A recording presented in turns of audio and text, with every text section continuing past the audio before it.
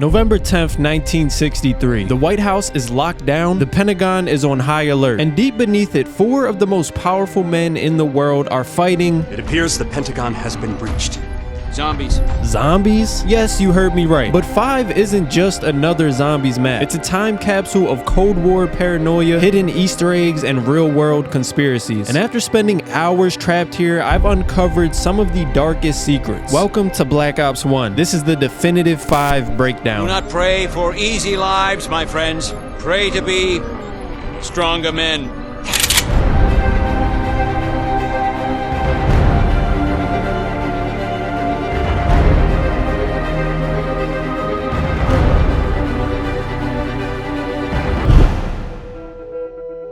One of the first things I wanted to look at before going into this was the actual building itself. You know, how did they choose this design? It's a very unique structure. One of the biggest office buildings in the entire world, maybe the biggest, possibly the most secure building in the world, home to America's most important secrets. It was practical as well as symbolic, with 5 sides representing the unity of the Army, Navy, Air Force, Marine Corps, and the newly created Department of Defense. Now, while the real building does have 7 floors, we only have access to 3 in Black Ops 1, but the real life size is basically a secret city. It really was a small city. And there had to be services: post office, banks, shops, cafeterias, services which can still be found in the building. The starting room, ladies and gentlemen, I think we are all very familiar. Now, there's plenty of things on this floor, such as the Treyarch symbol on the metal detectors, photos of Roebuck running through the Battle of Peleliu, and even the red phone, which is one of 3 that you would have to hit to activate the music Easter egg within the map. But what caught my eye was the cigars. And about a month after the Bay of Pigs, the president called me into his office around 5 o'clock in the afternoon. He said, "I really need some help." I said, "What do you want, Mr. President?" He said, "I need some cigars." The president smoked Cuban cigars. He smoked the Petit Upman, as I remember it. So I said, "Fine, how many do you need?" He said, 1,000. I said, "When do you need them?" He said, "By tomorrow morning." I said, "That's a very tough assignment, but I'll see what I can do." Next morning, I got to the office at 8 o'clock, and the president was already ringing me from the Oval Office. "Come right in, come right in." "How'd you do?" I said, "I did very well, Mr. President." "How many did you get?" "I got 1,200. "Fantastic." He opens up his desk drawer and he pulls out the decree banning all Cuban products from the United States and signs it. I thought that was a very great detail. Very small, but a great story behind it. With that being said, we have to talk about this red phone. Music Easter egg to the side. Why is it here and why is it red? This phone is actually known as the Moscow-Washington hotline. And let's first clear up the fact that it was not a phone. Naturally, the term red phone became popular because of Hollywood and media often showing a red rotary phone on the US president's desk. But this was never really the case. The hotline wasn't even a voice call system. They would instead use a text-based system to avoid misunderstandings. Established during the Cold War, of course, and it allowed leaders to contact each other in the event of nuclear crisis or other emergencies.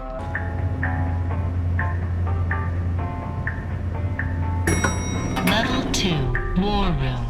That's actually phenomenal elevator music. Welcome to the War Room, ladies and gentlemen. Here we have our DEFCONs 1 through 5, a system used by the US military to indicate the level of readiness in response to a perceived threat. 5 being the normal peacetime readiness, all the way to 1 being maximum readiness near war, simply used for internal communication and coordination among different branches of the military. I gotta be honest with you guys, when it comes to the War Room, I don't really see anything that catches my eye or makes me feel like I have to dig deeper into it.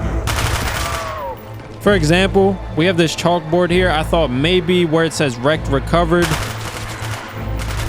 I thought I would look up that date or look up one of these dates and find some type of information from an event that actually happened. I'm about to die. But I didn't really find anything. I tried to look deeper into this image here as well because you can see this in multiple locations around the map, right? I boiled it down to the Perfume River in Hue City, as well as the Red River, which is in Hanoi. The only other thing that I could find of interest was this building here, Coal Scrapper, or maybe Coal Scraper. If you look inside, you can obviously see it is an office. There's some papers over here on the bulletin board. I'm sure these are the same papers you can find all over the map, but one of them does say death ray as well as top secret, so I'm assuming there's some type of research going on about the ray gun. And that makes a little bit more sense as we head down into the basement. I'm gonna go ahead and spend my money, of course. Inflation, prices are very high. $1,000 elevator. Level 3, laboratories. Welcome to the laboratories, home to all of the Pentagon's top secret research and experiments. To continue on the death ray top secret papers we seen upstairs in the office, if we make this first left, head down the hallway and check through this window, there's a couple things you can spot. We can see what seems to be a ray gun as well as a piece of the teleporter. It seems to be some reverse engineering going on. Now, before we head into any other rooms, you once in a while can spot these fallout shelter signs. So that would mean this underground area is capable of withstanding a nuclear explosion as well as the radioactive fallout that would come afterwards. From what I know, the Pentagon has denied having any secret underground bunker areas, but let's be honest, if they did have it, I don't see why the public would know, nor do I think they would have all of these important people in one area with no secret exits or safe rooms. But the one thing that is public is this bunker. The federal government seized 280 acres of land to build what's known as Raven Rock. Could you describe a Raven Rock to me, like what it is, what it's for? No. The facility is not open to the public and access is strictly limited to authorized personnel with high-level security clearances. Adjusted for inflation, this building came to a cost of over $350 million. We also need to address this pig. Yes, that pig that everyone always murders. If you're wondering why they are here, look no further. The Pentagon and the Department of Defense have conducted animal testing for various purposes. Pigs, rats, and monkeys, to name a few. And it really starts to make sense why you see these canisters of Nova 6 just laying around. A chemical brought to the United States from Germany. They can use this for studying and testing, giving them the ability to develop protective gear, create vaccines, and antidotes. And this is exactly what was done in real life. Nerve agents like sarin and VX were used on animals for this exact reason.